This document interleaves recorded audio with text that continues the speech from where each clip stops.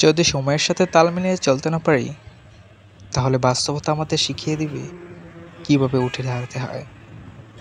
জীবনে হোঁচট আসবেই, অকাঙ্ক্ষিত অনেক পরিস্থিতির মুখোমুখি হতে হবে, যা আপনি কখনোই কল্পনা করেননি। কিন্তু বাস্তবে সেটাই হয়েছে। হ্যাঁ, এই জন্যই তো বলা হয় বাস্তবতা কঠিন। শুধু কঠিন না, বাস্তবতা বড্ড কঠিন। সময়ের সাথে সব কিছুই বদলে যাবে, এমনকি আপনি নিজেও। আর এটাই হচ্ছে বাস্তব।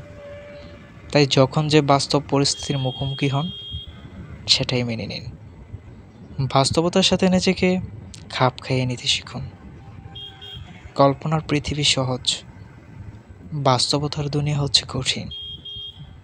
বাস্তবতার সাথে নিজেকে খাপ খাইয়ে নিন, জীবন সুন্দর সাবলীল হয়ে যাবে। এই বাস্তবতাকে মেনে নেওয়ার মন মানসিকতা তৈরি করুন। জীবনে যত বেশি বাস্তবতাকে নিজে মানিয়ে নিতে পারবেন, তত বেশি সামনের দিকে অগ্রসর হতে পারবেন।